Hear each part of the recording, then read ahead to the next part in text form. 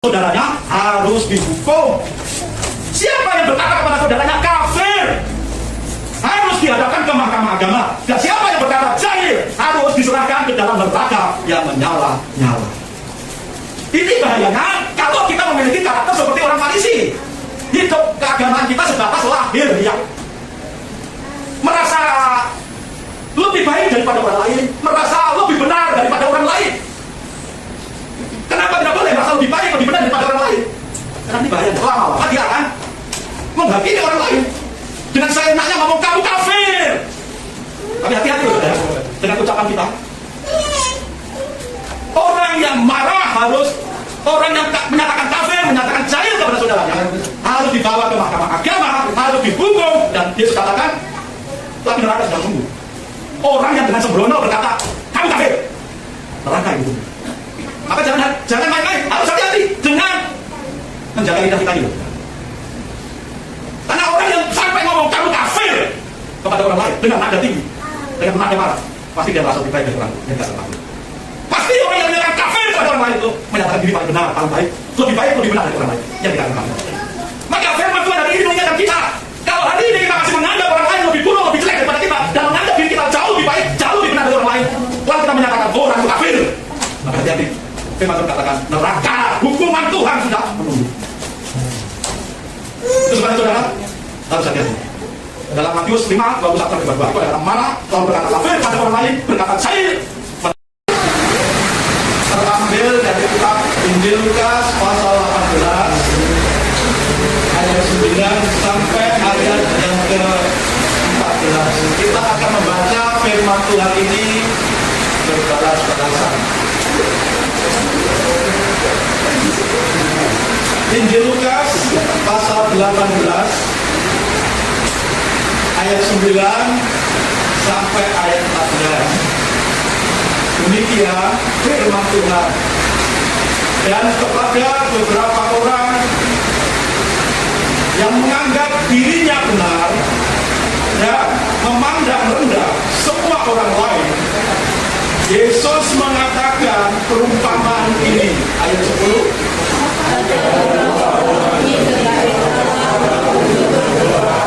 Yang seorang adalah Farisi dan yang lain memungut cukai.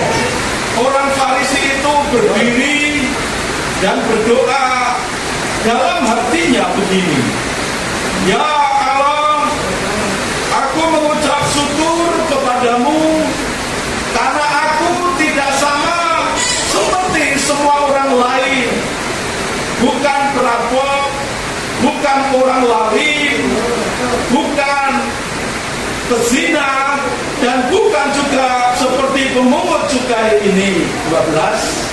Aku berpuasa atas istrimu, aku memberikan seluruh dan segala penghasilanku.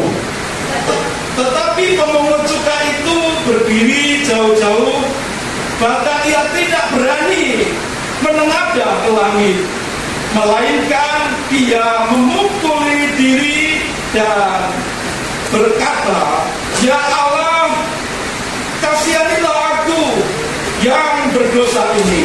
14. Aku berkata kepadamu, orang ini bukan mengakunya sebagai orang yang mendengarkan Allah, dan orang lain itu tidak. Sebab barang siapa meninggikan diri, dia akan merendahkan, dan barang siapa merendahkan diri, dia akan ditinggikan. Amin. Untuk firman Tuhan. Sidang jemaat yang dikasihi Tuhan Kristus, tema renungan kita pada pagi ini yaitu dibenarkan Allah. Apa saudara? Dibenarkan Allah. Apa maksud dari tema ini saudara? Dari kata dibenarkan dan kata Allah. Dibenarkan oleh Allah. Mengacu ke perumpamaan Tuhan Yesus dalam pembacaan kita tadi, ada dua orang, satu orang Farisi, satu orang pemungut cukai. Masing-masing datang di bait Allah dalam jam yang sama, di tempat yang sama, dan masing-masing menaikkan doa. Dan mereka datang ke bait Allah tentu maksudnya adalah untuk menghadap Tuhan. Tetapi dari dua orang yang datang di bait Allah di jam yang sama, di tempat yang sama, di ruangan yang sama, siapakah di antara dua orang ini yang dibenarkan oleh Allah?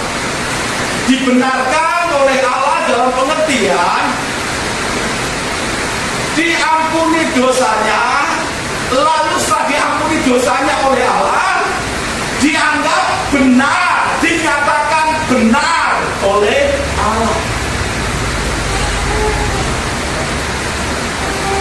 Dan setelah dinyatakan benar oleh Allah karena dosanya diampuni, maka langkah selanjutnya adalah orang yang dibenarkan oleh Allah itu benar-benar dimerdekakan dari dosa, dilepaskan dari dosa, dan mendapatkan kelegaan di dalam hidupnya, mendapatkan pertolongan di dalam setiap pergumulan dan kesesakan kehidupannya. Itulah maksud dari tema dibenarkan oleh Allah.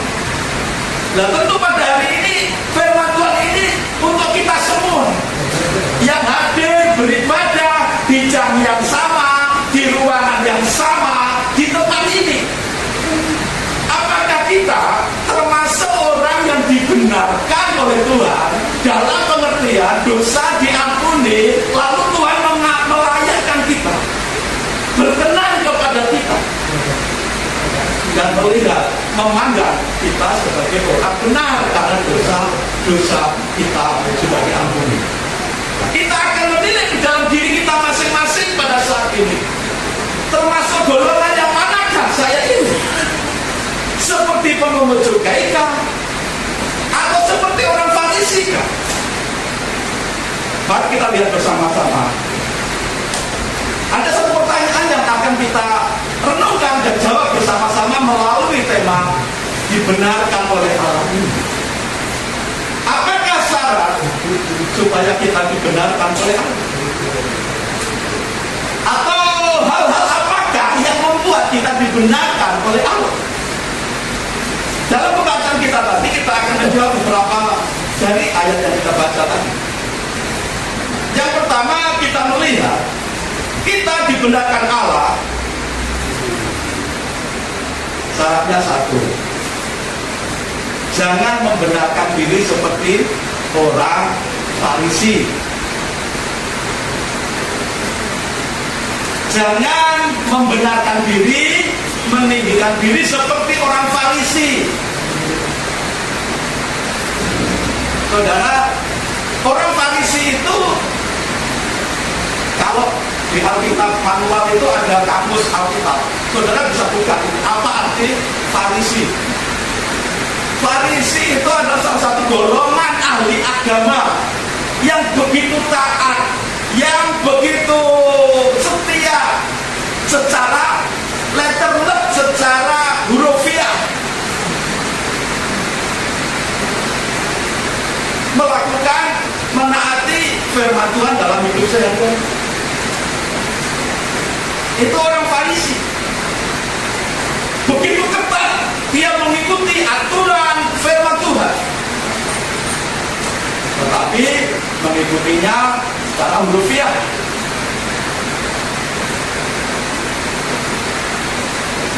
Dalam pembacaan kita tadi ada perumpamaan.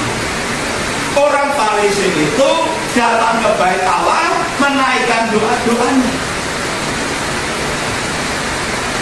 Karena dia termasuk ahli agama, orang terpandang, maka pakaiannya pun spesial.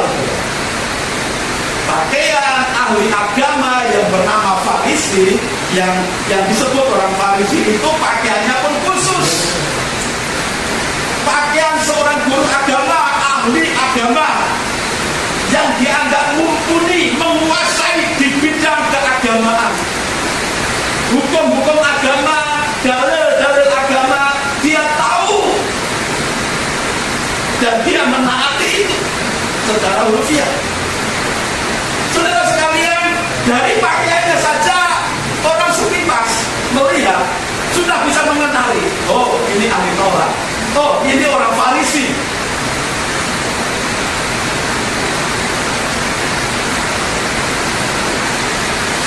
Dikenali dari pakaiannya.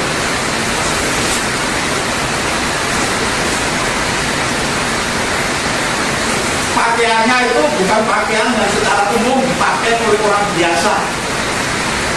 Pakaian orang Farisi itu tidak dipakai oleh masyarakat biasa, walaupun orang itu beragama yang sama.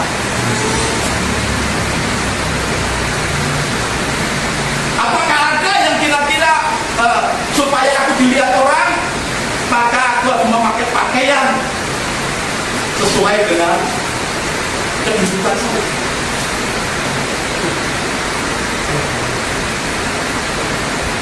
Dan orang Farisi ini bangga dengan pakaian kebesarannya, karena dalam sekelebat saja orang melihat sudah bisa mengenali, oh ini orang Farisi, ahli agama.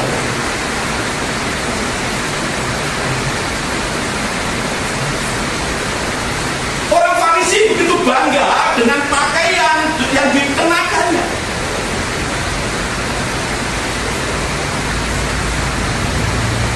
Dan kebanggaan akan pakaian ini luar biasa sekali, saudara.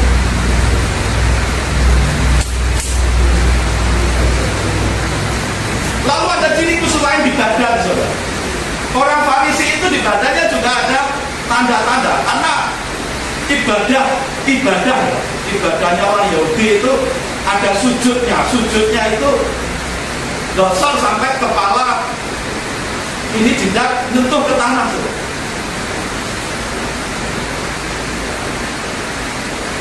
Mereka juga ada tanda-tanda di jidatnya, tanda lahiriah yang dibuat. Kalaupun tidak begitu, saudara, ada juga mereka yang doanya itu sambil membetul-betulkan, ya ini kepalanya, tapi pas di sini, sehingga kalau orang melihat sepintas menilai, oh ini orang banyak doanya, ini banyak sujudnya.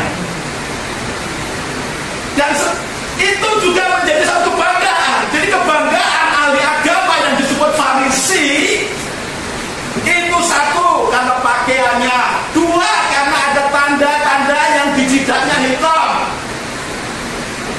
Itu orang Farisi.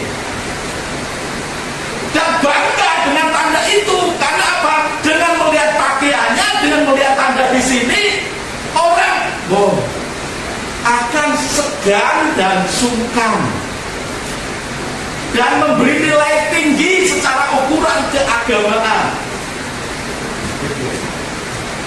Lalu ada ciri khusus yang lain bagi orang Farisi.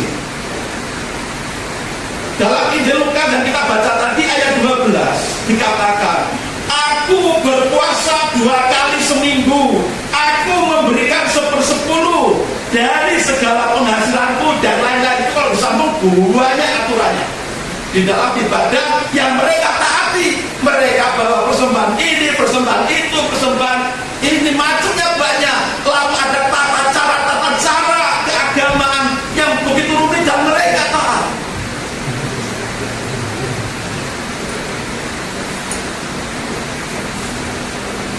Dikatakan yang dari 2 saja ini ya, yang tertulis di sini, yang tertulis di ayat ini, di ayat yang lain banyak. Tapi yang di ayat ini tertulis cuma 2. Berpuasa 2 kali seminggu, 2 kali seminggu, kali 1 tahun. Berarti 1 tahun itu berapa minggu? 1 tahun ada berapa minggu? 50 berapa juga? 52 atau 56? Taruhlah 50 aja, saya juga hafal. Dalam 1 minggu ada 50, dalam 1 tahun ada 50 minggu.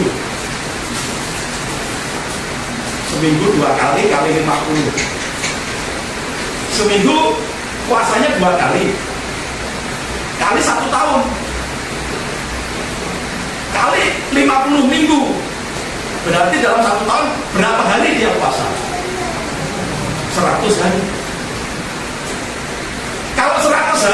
kita puasa 1 tahun itu berapa persen, ya berapa bulan ya?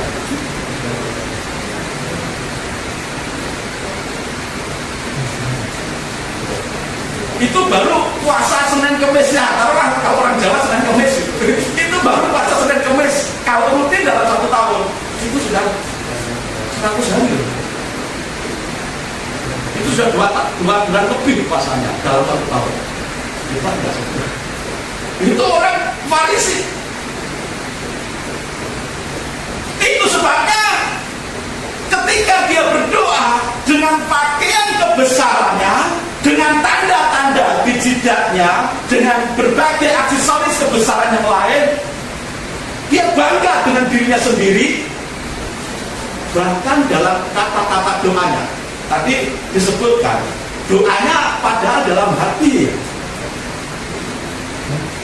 tapi doa yang dalam hati orang lain tidak kedengaran pun ada kesombongan, merasa paling benar dirinya itu. Tuhan, ya Allah, ya Tuhan, aku sudah puasa 2 kali seminggu. Kalau dipanjangkan 1 kali 1 tahun.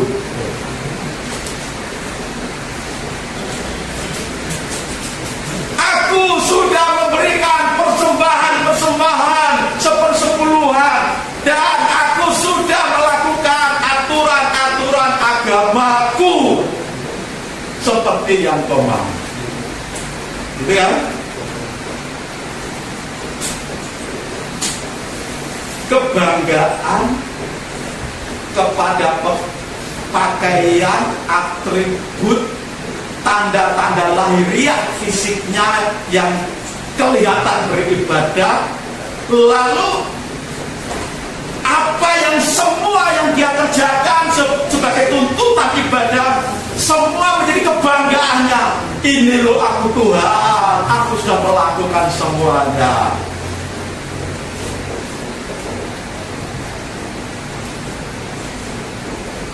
Tapi dalam kalimat yang selanjutnya dikatakan, tidak seperti orang lain, tidak seperti orang ini. Orang ini itu siapa maksudnya? Orang penghukum cukai yang ada tidak jauh dari dirinya, yang bersama-sama ada di ruangan itu, di jam itu juga sedang menaikkan doa-doanya. Kebanggaan dalam hal-hal ibadah di hadapan Tuhan, dibanggakan bahwa dia telah melakukan sepertinya sudah lengkap dan sempurna, tidak seperti orang lain, tidak seperti pemungut cukai ini. Saudara, bagaimana mungkin orang model seperti ini akan dianggap benar oleh Tuhan? Di dalam ibadah, bahkan di dalam doa, ada nada-nada kesombongan, peninggian diri di hadapan Tuhan, seakan-akan Tuhan itu tidak tahu apa yang sesungguhnya terjadi.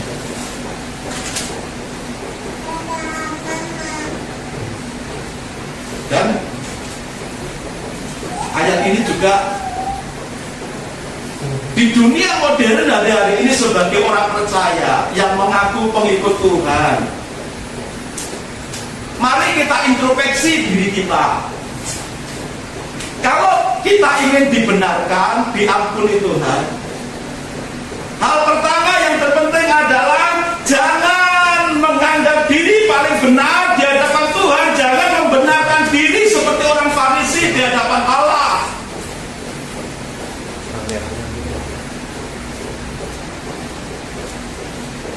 Sehebat apapun menurutmu dalam hal ibadah, serajin apapun menurut pendapatmu dalam ibadah, itu Tuhan yang menilai, Tuhan yang tahu isi hatimu.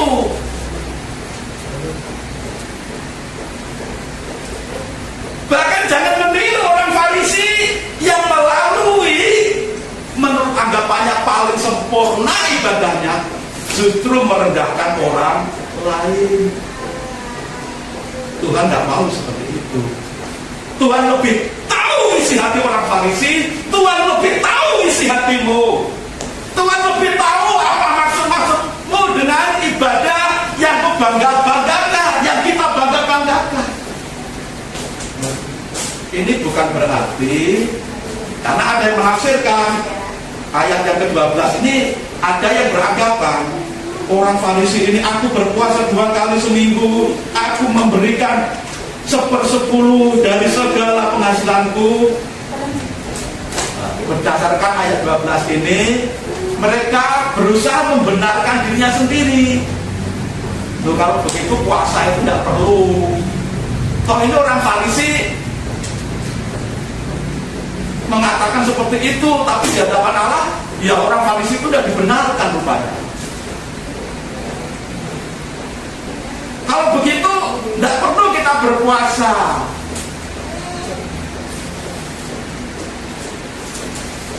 Lalu saya menyatakan, loh kalau begitu, kita membawa persembahan 1/10 itu juga tidak perlu. Karena orang Farisi ini juga ternyata tidak dibenarkan oleh Allah. Walaupun toh puasanya 2 kali seminggu kali 50 minggu sama dengan 100 hari lebih, kalau dihitung bisa 2 bulan 3 bulan dia berpuasa dari 1 tahun.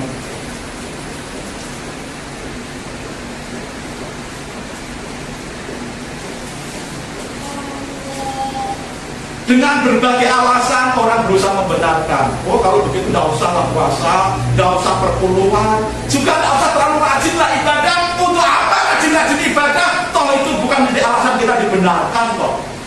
Itu buktinya orang Farisi ini loh. Apakah begitu saudara? Kita berusaha membela diri, membenarkan diri dengan meniru orang Farisi. Atau sebaliknya, seperti orang Farisi persis, puasanya full, persembahannya, perpuluhannya full, ibadahnya, rajinnya full, tetapi tinggi hati di hadapan Tuhan, meninggikan diri di hadapan Tuhan.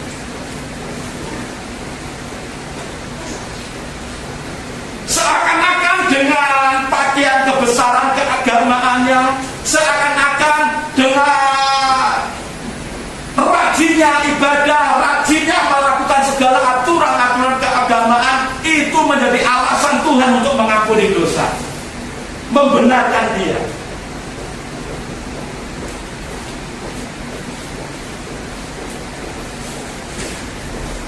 Dua pendapat, seorang Farisi atau yang memakai alasan ayat 12 ini untuk tidak rajin ibadah, untuk tidak menaati aturan Tuhan dalam hal persembahan, perpuluhan, tidak berpuasa, sama-sama salah di hadapan Tuhan. Sama-sama tidak dibenarkan di hadapan Tuhan.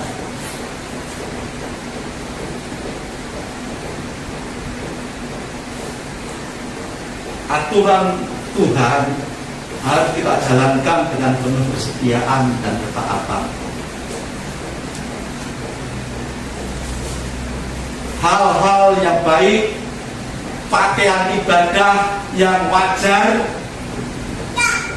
harus tetap kita pakai dalam kita beribadah.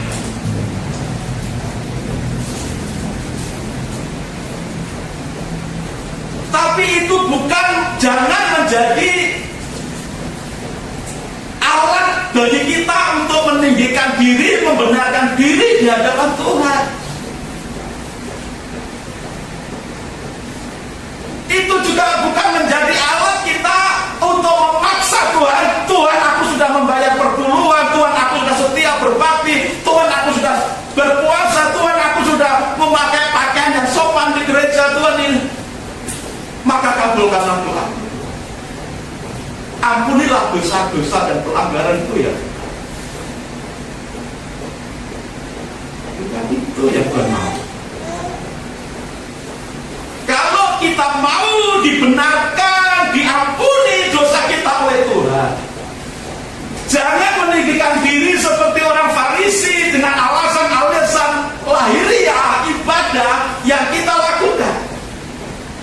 kita merendahkan diri, datang di hadapan Tuhan, merendahkan diri, bukan merendahkan orang lain seperti orang Farisi tadi.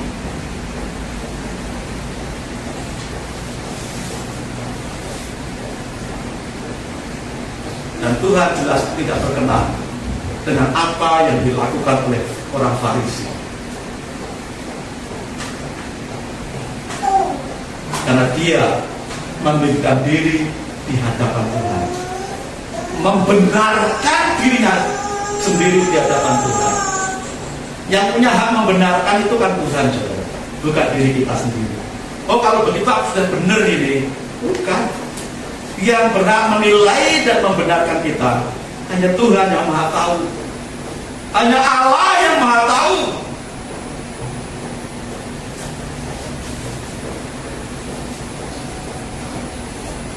Kalau kita tidak boleh seperti orang Farisi, berdasarkan ketaatan, kesetiaan menjadi kebanggaan pribadi kita untuk minta pengampunan, untuk doa kita dikabulkan. Kalau kita juga tidak boleh memakai ayat-ayat untuk ayat 12 ini untuk hidup sembrono, tidak perlu ibadah rajin, tidak perlu rajin perpuluhan, tidak perlu berpuasa dan yang lain-lain, itu juga salah. Tuhan malah tidak berkenan dengan hal itu. Bagaimana seharusnya kita? Rendahkanlah dirimu di hadapan Tuhan, jangan merasa benar di hadapan Tuhan. Kita ibadah, rajin ibadah, kita rajin membawa persembahan, perpuluhan dan lain-lain. Bahkan ini ada persembahan Natal. Kita rajin melayani, kita rajin berpuasa. Saudara, sebenarnya itu adalah hasil dari orang yang sudah diampuni dan dibenarkan oleh Tuhan.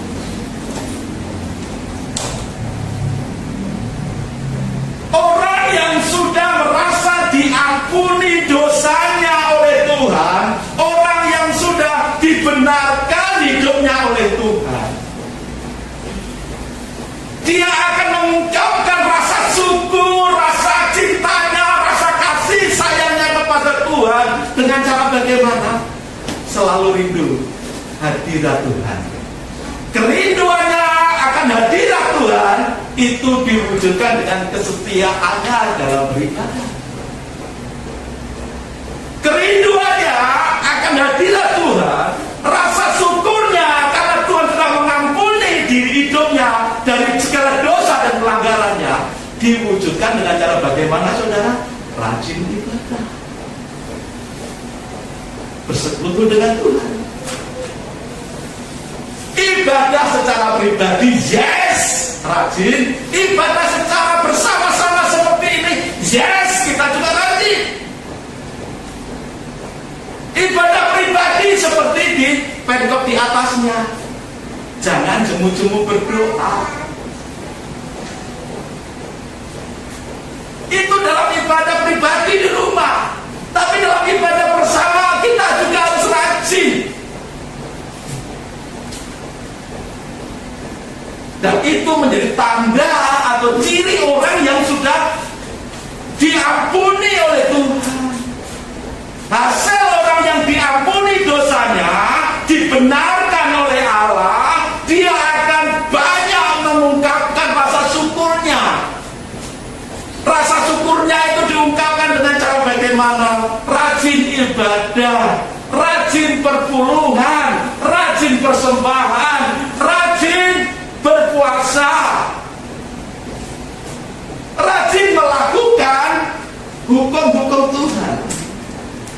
Saudara, ketika kita sudah dibenarkan oleh Tuhan dari segala dosa-dosa kita, Tuhan mau kita hidup dalam cara yang baru. Cara yang baru itu tuntunannya apa? Cara yang baru, hidup yang baru itu tuntunnya adalah firman Tuhan. Firman Tuhan kita bisa baca dalam kehidupan kita sehari-hari. Firman Tuhan selain kita baca sendiri secara pribadi, secara sehari-hari kita bisa baca bersama-sama. Kita punya klub baca Alkitab, satu hari satu pasal, kan? di WA, tapi ada yang nggak mau ikut keluar dari grup WA, nggak apa-apa. Oh, ini suka rela ikut grup ini, ditawarkan suka rela, siapa yang mau bergabung monggo, baca Alkitab sehari-hari, satu hari satu pasal. Ini sebagai rasa syukur kita, bagaimana supaya kita tahu firman Tuhan untuk kita lakukan dalam hidup sehari-hari. Setelah dosa kita diampuni, setelah kita dibenarkan oleh Tuhan, mari kita hidup sesuai dengan tuntunan Tuhan. Tuntunan Tuhan ada tertulis dalam Alkitab ini. Alkitab ini tidak bisa ngomong sendiri, saudara, harus kita baca. Firman Tuhan dalam Alkitab ini tidak bisa ngomong sendiri, harus diperdengarkan melalui berita, melalui khotbah audio itu banyak, khotbah video itu banyak, di YouTube ada, di Facebook ada.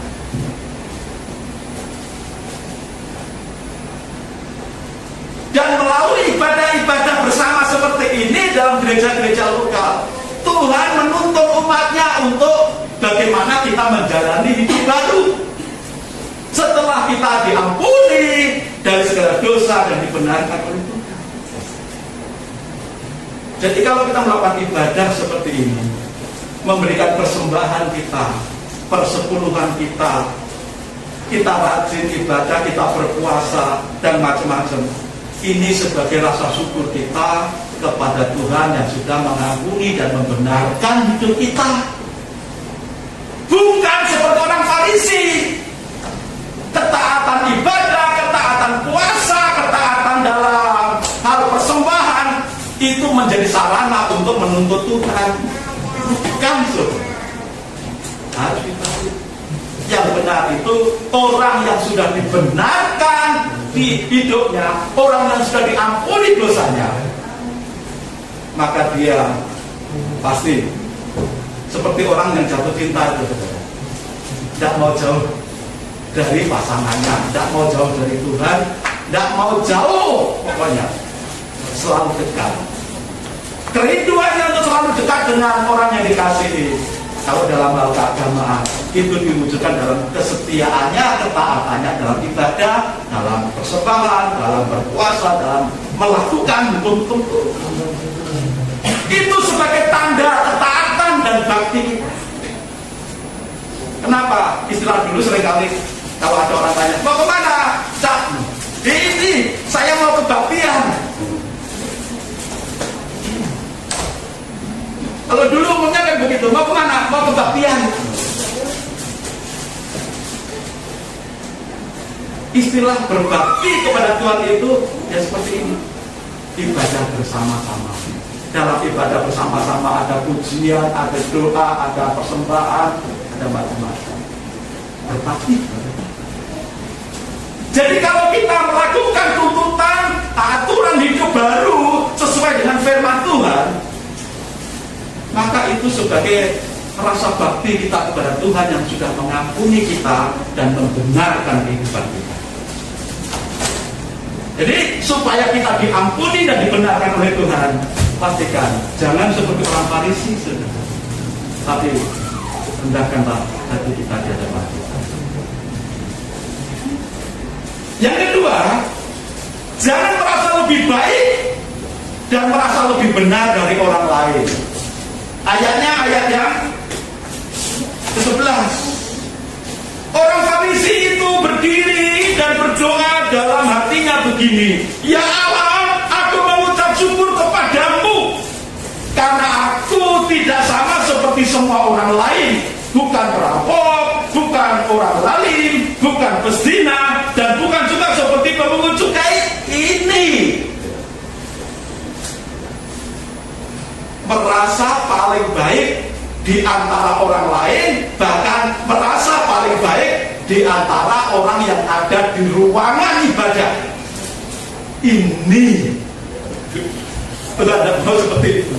Kalau sampai ada orang yang beribadah tapi merasa paling benar, merasa paling baik di antara yang lain, sesungguhnya dia belum benar. Karena masih apa? Ada rasa tinggi hati, ada kesombongan. orang yang meninggikan diri, firman Tuhan kalimat terakhir, orang yang meninggikan diri akan direndahkan oleh Tuhan. Karena Tuhan lebih tahu isi hati dan pikiran kita. Semua apapun yang kita lakukan yang walaupun casingnya itu ketaatan ibadah, casingnya seperti orang Farisi, tapi Tuhan tahu dalamnya apa, dalam hatinya, dalam pikiran kita. Seperti Tuhan tahu apa yang dilakukan orang Farisi. Casingnya bagus, luarnya bagus, penuh dengan ketaatan agamawi, tapi dalamnya kata firman Tuhan seperti kuburan. Seperti kuburan. Luarnya dicat putih, bersih, tapi dalamnya tulang-tulang. Kalau yang masih baru, ya tinggal hal bau busuk. Kalau yang sudah agak lama, tinggal tulang-tulang. Ya, habis. Luarnya bagus kuburan itu. Luarnya bagus, dicat, dipijing, ya, bagus. Tapi Tuhan lebih tahu isi hati kita, pikiran kita, motivasi. Makanya hal kedua ini, jangan merasa paling benar dibandingkan orang lain. Jangan merasa diri lebih baik daripada orang lain. Orang lain itu siapa? Yang di luar sana dan yang di dalam sini.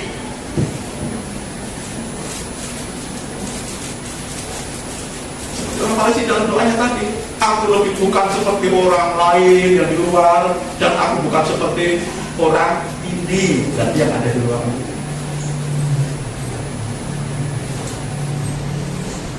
Kalau kita sudah merasa atau menganggap diri lebih baik, lebih benar dari orang lain, saudara, maka ini peringatan bagi kita semuanya.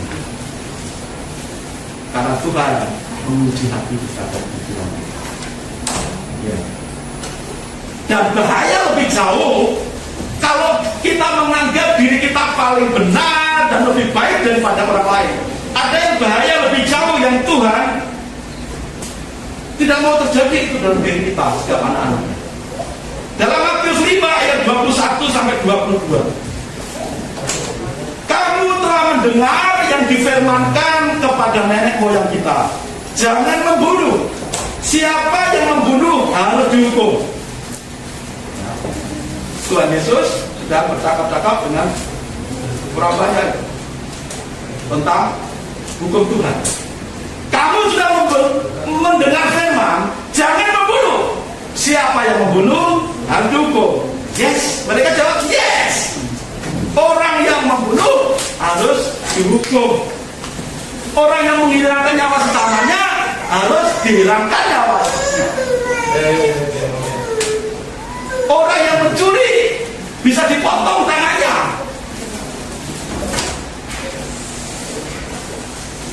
Itu hukum dalam perjanjian lama.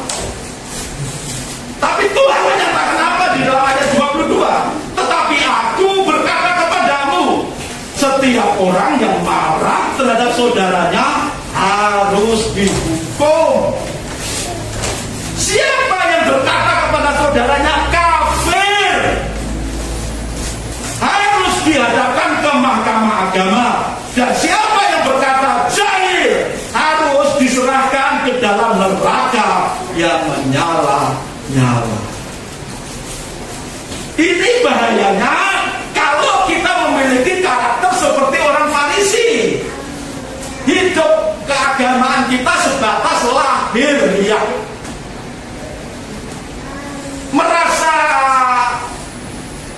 lebih baik daripada orang lain, merasa lebih benar daripada orang lain. Kenapa tidak boleh merasa lebih baik, lebih benar daripada orang lain? Karena ini bahayanya. Lama-lama dia akan menghakimi orang lain dengan seenaknya ngomong kamu kafir. Tapi hati-hati loh saudara dengan ucapan kita.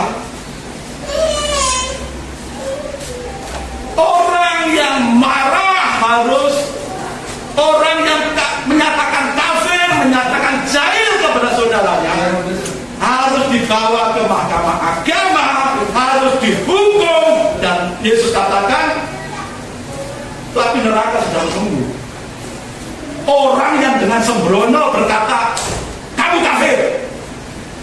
Neraka itu hukumnya.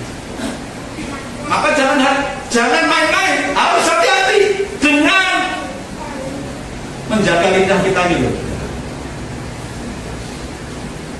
Karena orang yang sampai ngomong kamu kafir kepada orang lain dengan nada tinggi, dengan nada marah, pasti dia merasa lebih baik dari orang yang dikatakan kafir. Pasti orang yang menyatakan kafir kepada orang lain itu menyatakan diri paling benar, paling baik, lebih benar dari orang lain yang dikatakan kafir. Maka firman Tuhan hari ini mengingatkan kita, kalau hari ini kita masih menganggap orang lain lebih buruk, lebih jelek daripada kita, dan menganggap diri kita jauh lebih baik, jauh lebih benar dari orang lain, lalu kita menyatakan orang itu kafir, maka hati-hati. Firman Tuhan katakan neraka, hukuman Tuhan sudah menunggu. Itu sebabnya saudara harus hati-hati. Dalam Matius 5, 21-22 itu ada kata marah, lalu berkata kafir kepada orang lain, berkata jahil kepada orang lain. Harus diserahkan ke sidang hukum, mahkamah agama, dan bahkan di kalimat terakhir harus diserahkan ke neraka. Di sana ada api yang menyala-nyala.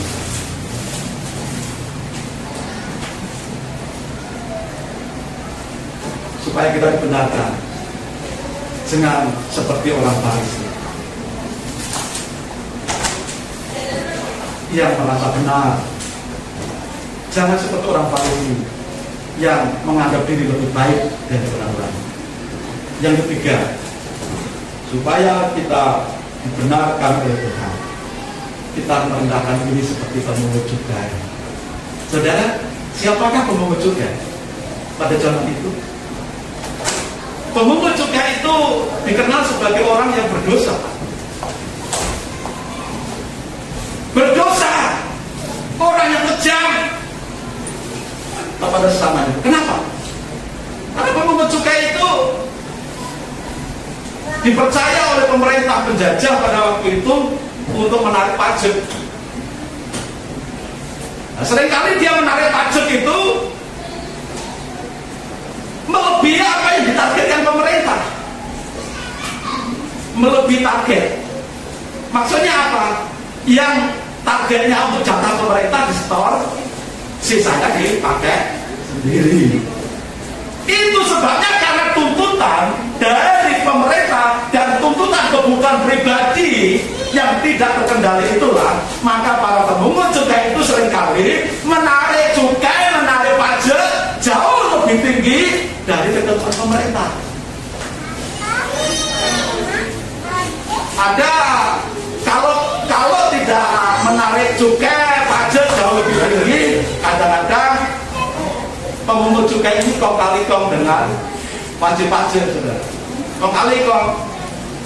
Jadi rembukan enaknya gimana, nanti diaturlah gimana supaya wajib pajak yang dipungut pajaknya itu tidak terlalu tinggi dan si pemungut cukai ini dapat keuntungan besar. Maka diaturlah oleh pemungut cukai ini. Kong kali kong pemungut cukai dengan yang dipungut cukainya, yang dipungut pajaknya. Maka pemungut cukai itu dikenal orang berdosa, orang yang jahat,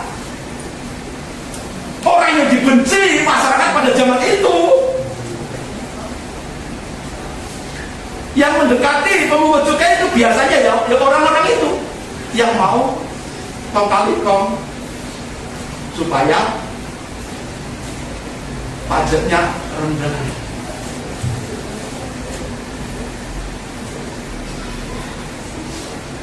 Tetapi pemungut cukai yang digambarkan dalam perumpamaan ini datang di waktu yang sama, di tempat yang sama, di ruangan yang sama dengan orang Farisi ahli agama. Dikatakan dalam ayat yang 13. Tetapi pemungut cukai ini berdiri jauh-jauh. Bahkan ia tidak berani menengadahkan ke langit, melainkan ia memukul diri dan berkata, "Ya Allah, kasihanilah aku yang berdosa ini." Saudara, pemungut cukai ini menyadari kesalahannya. Dia berdiri jauh-jauh, mungkin di paling sudut, di paling pojok. Makanya saya tidak berani, saudara. Kalau bangku di depan masih kosong itu, mengundang orang yang di belakang, "Ayo maju ke depan," dipenuhi yang depan. Yang belakang maju ke depan. Itu yang paling belakang maju ke depan. Saya tidak berani. Kenapa? Jangan-jangan orang itu yang duduk paling belakang, di paling sudut itu, paling sudut siapa ya?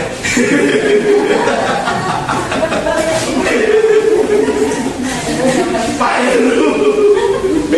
Jangan-jangan seperti pemungut cukai ini yang merasa diri, aduh, berdiri jauh-jauh. Kayaknya kalau saya tidak berani nyuruh orang di depan, walaupun di depan masih kosong, ya. Yang penting dia nyaman di sana, mendengarkan firman Tuhan, begitu nyaman, ya syukur. Kan begitu. Hanya dikatakan di tetapi pemungut cukai itu berdiri jauh-jauh. Kalau ruangan ini jauhnya di mana ya? Paling sudut, paling pojok, paling jauh. Lalu selanjutnya bahkan ia pemungut cukai tidak berani menengadah ke langit. Waduh, ini yang sukanya menengadah ke langit itu gimana? Ini pemungut cukai, ini ekspresi ya, ekspresi pemungut cukainya. Dia mencari tempat yang dianggap paling jauh, bukan di tempat yang terhormat. Lalu dia punya sikap hati menunduk, tidak mau menantang Tuhan seperti orang Farisi, merasa diri paling benar, merasa diri lebih baik dari yang lain, sehingga dia berkata dengan firman berkatakan, orang yang membusukkan dada tidak lurus hatinya. Kita ada firman Tuhan. Orang yang membusukkan dada tidak lurus hatinya karena apa? Dia merasa lebih baik, merasa paling benar dibandingkan orang lain, meninggalkan diri di hadapan Tuhan, menuntut Tuhan seperti orang Farisi. Tidak berani menengadah ke langit, melainkan memukul diri sendiri. Tuhan lalu berkata, "Ya Allah, kasihanilah hati orang berdosa." Sikap seperti inilah yang kita perlukan,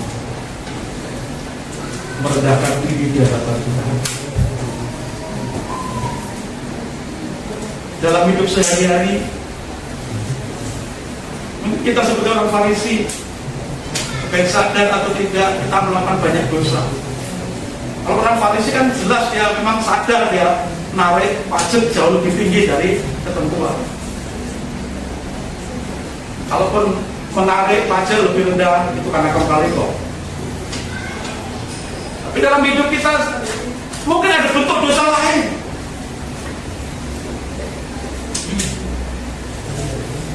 Ketika kita merasa diri berdosa, punya sikap hati seperti orang Farisi ini, diekspresikan, mungkin duduk jauh-jauh, tidak berani menengadah ke langit, lalu memukul diri, merasa diri paling berdosa, dan berkata dalam doa, "Tuhan, ampunilah saya orang berdosa." Sikap seperti inilah yang membuat kita diampuni dan dibenarkan oleh Tuhan. Yang penting kalau duduk jauh-jauh itu bukan berarti supaya ada kesempatan yang lain-lain, tidak konsep. Lalu seperti orang Farisi sikapnya, kalaupun jauh-jauh, cari tempat yang jauh, posisinya pastikan tetap bisa konsentrasi. Walaupun menunduk terus, pastikan tundukan ketika kita menunduk dalam ibadah itu, karena melihat ke dalam diri rendah di hadapan Tuhan, bukan karena kan ada loh sekarang menunduk apa saudara? Ada loh, kelihatannya khusus sekali menunduk, tapi begini jadinya saudara. Kalau nggak main game, kayak anak-anak muda main game, ibadah kok main game. Ada yang sambil begini-begini, apa itu? Lihat foto.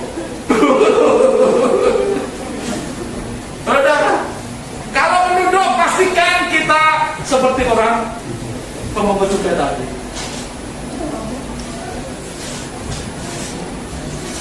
Lalu kita merasa di hadapan Tuhan, ampunilah saya. Berkata kepada Tuhan, ampun saya.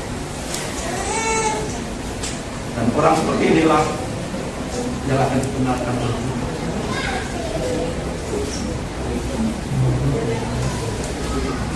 Bagaimana dengan kita saat ini, saudara? Ini jadi perenungan kita semua.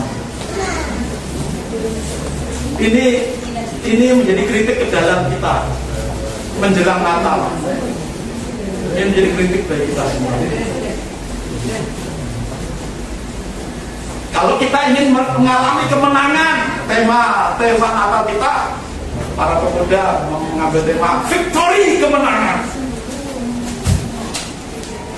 Kemenangan. Dan dimulai dari sini. Merendahkan diri di hadapan Tuhan. Tidak ada kemenangan kalau kita tidak mau merendahkan diri di hadapan Tuhan.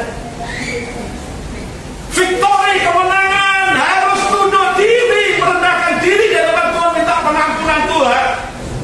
Natal inilah Tuhan memberikan teladan yang terbaik. Raja segala raja, penguasa langit dan bumi, pencipta langit dan bumi, turun dari tahtanya, mengosongkan dirinya, turun ke dunia dalam muka manusia, seorang hamba. Maka hendaklah kita menaruh pikiran dan perasaan kita yang sama seperti yang Tuhan lakukan, mengosongkan diri, merendahkan diri di hadapan Tuhan. Juga dalam ibadah kita seperti ini, belajar dari pemungut cukai tadi, mengosongkan diri, merendahkan diri di hadapan Tuhan, tidak meninggikan diri, merasa lebih benar, lebih baik daripada orang lain. Kalaupun kita bisa membawa persembahan banyak, puji Tuhan, tapi jangan sombong. Tapi bukan berarti juga menjadi alasan kalau begitu aku membawa persembahan sekedarnya aja lah. Padahal nyatanya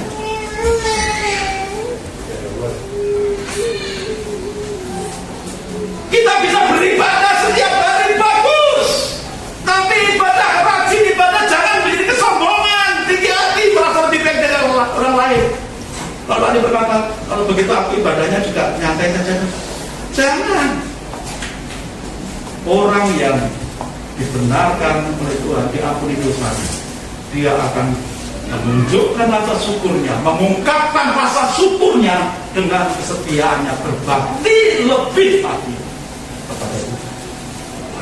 Rasa bakti itu diwujudkan dengan ibadah rajin, persembahan rajin, puasa rajin, melakukan pekerjaan Tuhan rajin, melayani Tuhan rajin. Itu semua adalah ungkapan rasa bakti, rasa syukur kita kepada Tuhan yang sudah mengampuni dan membenarkan kita. Ingat Sakius orang pendek? Sakius orang pendek. Lagunya saya lupa. Coba ayo kita nyanyikan. Sakius orang pendek. Terus dia sangat kecil.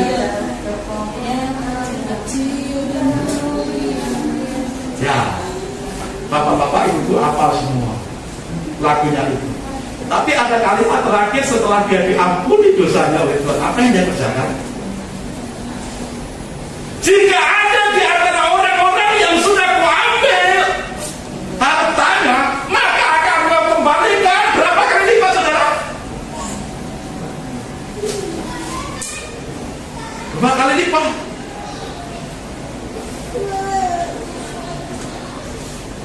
Dia mau mengembalikan berlipat kali ganda. Oh, rugi orang yang dijamah oleh Tuhan. Dia mau korbankan semua miliknya, bahkan seperti Sakius tadi mau rugi. Yang penting Tuhan dipuaskan. Yang penting Tuhan senang. Yang penting dikenang Tuhan. Apa gunanya kita memiliki seluruh dunia tapi jiwamu binasa?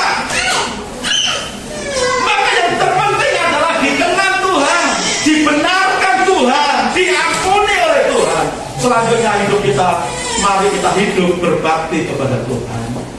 Sebagai rasa syukur kita yang sudah diampuni dosa kita oleh Tuhan, rasa syukur kita, rasa bakti kita tunjukkan dengan kesetiaan melayani, kesetiaan beribadah, kesetiaan berpersembahan, kesetiaan dalam menyokong pekerjaan Tuhan, kesetiaan dalam melayani Tuhan, kesetiaan dalam berpuasa. Kurang aturan Tuhan untuk hidup baru. Alkitab ini kan firman Tuhan, petunjuk hidup baru. Hidup lama sudah berlalu, hidup baru bagaimana caranya? Ada petunjuknya. Ini firman Tuhan ini, firman yang sudah tertulis. Jadi orang Kristen kalau mau petunjuk hidup baru bukan bertapa, saudara, bukan bertapa menyendiri di hutan, di gua. Tidak seperti itu. Kalau kita ingin petunjuk hidup baru, baca, renungkan, dengarkan, lihat firman Tuhan dan lakukan dengan Tuhan. Maka Tuhan memberkati kita semuanya. Biarlah seluruh umat di tempat ini dibenarkan oleh Tuhan. Ada kalimat terakhir dalam pembacaan kita tadi,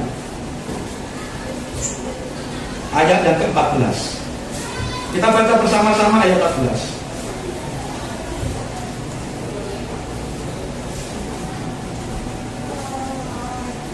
1, 2, 3 ayat 14. Aku berkata kepadamu, orang ini pulang ke rumahnya sebagai orang yang dibenarkan Allah, dan orang lain itu tidak. Sebab barang siapa meninggikan diri, ia akan direndahkan, dan barang siapa merendahkan diri, ia akan ditinggikan. Ini begini. Mengucapkan pada akhirnya mengalami pembenaran dari Tuhan, diampuni dosanya, ditolong oleh Tuhan, hidupnya mengalami kelegaan. Saudara, kalau ingin hidupnya mengalami kelegaan, dibenarkan oleh Tuhan, dilegakan hidupnya oleh Tuhan, jangan meninggikan diri di hadapan Tuhan, jangan mengeraskan hati di hadapan Tuhan, jangan merasa lebih baik daripada orang lain, tapi rendahkanlah dirimu di hadapan Tuhan. Karena Tuhan berjanji, barang siapa merendahkan diri, Tuhan akan meninggikan dia pada waktu itu. Kiranya kita semua diberkati Tuhan. Dan Tuhan Yesus sudah memberikan teladan. Dia merendahkan diri, datang ke dunia, mati di atas kayu salib. Pengorbanannya, darahnya yang tercurah untuk pengampunan dosa. Dosa saudara yang percaya Tuhan Yesus diampuni. Saudara dibenarkan oleh Tuhan. Saudara diberi kelegaan oleh Tuhan dari segala kesesakan dosa yang kita rasakan, yang kita alami, yang begitu membebani kehidupan kita. Saat ini, saat kita datang kepada Tuhan Yesus, Tuhan Yesus mengampuni dosamu. Sebanyak apapun dosamu, seberat apapun dosamu, ketika kita datang merendahkan diri di hadapan Tuhan, seperti pembungkus juga ini, barang siapa merendahkan diri di hadapan Tuhan, Tuhan akan mengampuni. Maka rendahkanlah dirimu di hadapan Tuhan. Percayalah kepada Tuhan Yesus. Pengorbanan Tuhan tidak sia-sia.